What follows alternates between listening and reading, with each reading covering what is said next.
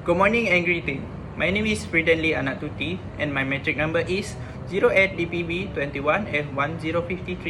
In this video, I want to present the typhoid rate by state Malaysia from 2000 to 2021.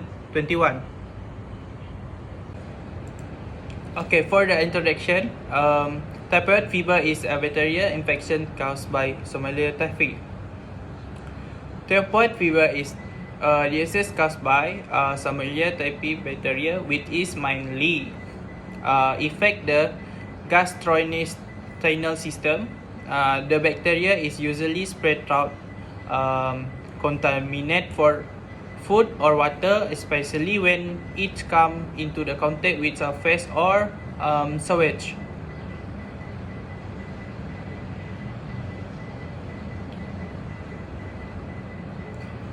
Transmission of typhoid fever occurs through contaminated food or water.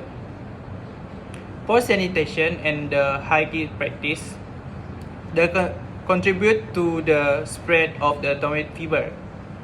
In areas with inadequate sanitation, infrastructure, contaminated water source, and improper food handling can increase the rise of the infection.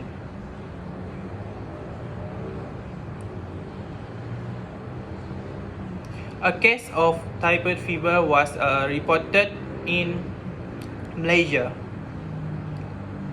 Typhoid fever has been reported in Malaysia, although the number of cases may vary over time. The Malaysia Ministry of Health and other health agency monitor and control the transmission of the typhoid fever through the surveillance, awareness campaign, and implementing preventive measures. Ladies and gentlemen, today I would like to present to you the graph depicting the increased rate for typhoid in the state of Kedah and Johor in Malaysia from the year 2003 to 2030. This graph provides us with a value insight into the trend and pattern of typhoid case in these two states over 10-year period.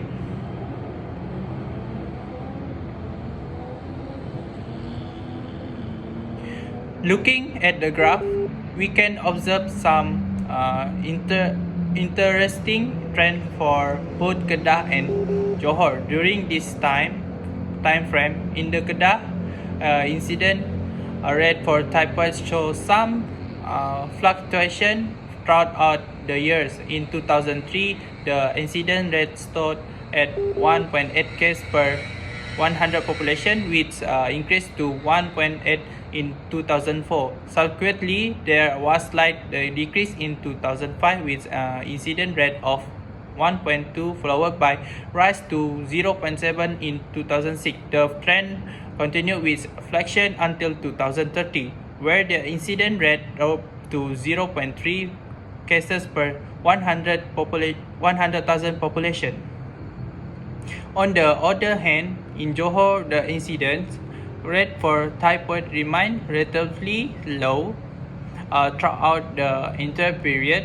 In 2003, the incident rate was 0.7 cases per 100,000 population, which decreased to 0.5 in 2004.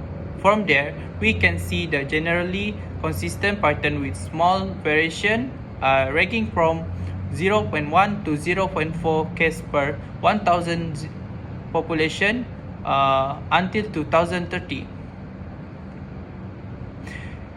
It is worth noting that while Kedah is experienced more fluctuation in the incident rate, both states maintain relatively low rate of the typhoid cases during this period. This suggests that preventive measure and effective public health intervention may have been implemented to control the spread of typhoid in these regions.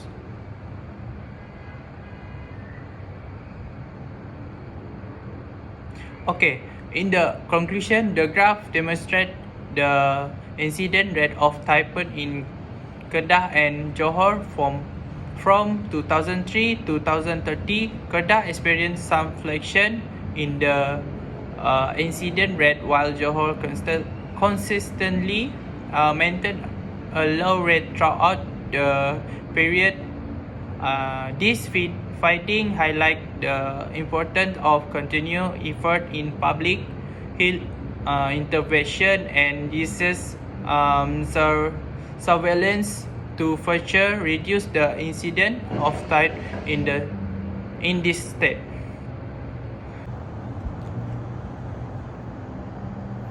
Okay, let's take a closer look at the incident rate of typhoid in two states of Malaysia, which is Perak and Pulau Pinang from 2003 to 2030. That the data presented in the graph. The data presented in the graph show the number of typhoid cases per 100,000 population for each year during this period.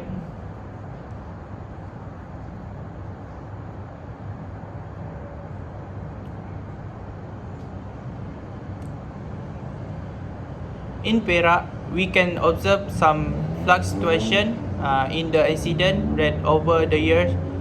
In 2003, the incident rate stood at 1.3 per 100,000 population, which increased slightly to 1.7 in 2004.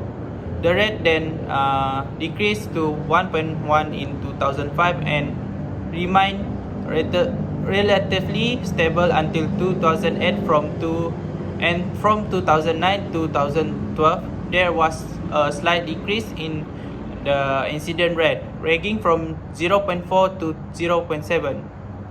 However, in 2030, there was a significant spike with the incident rate reaching 1.5 per 100 population.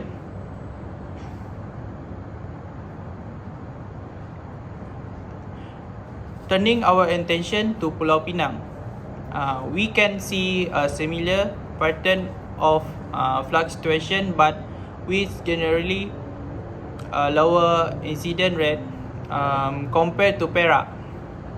In 2003, the incident rate was to 0.2, which remained relatively lower until 2006. From 2007 to 2009, there was a slightly increase in the incident rate, ranging from 0.4 to 0.6.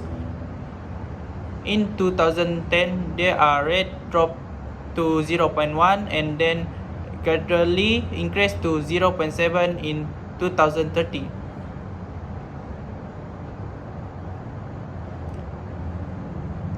It's worth noting that while both the state experienced fluctuation in typhoid incident rate, Pulau Pinang generally for the head lower rates compared to Perak throughout this year period. This trend in the data give us insight into the very level of the typhoid prevalence in these two states over the specific time frame. Thank you for your attention and thank you for watching this video.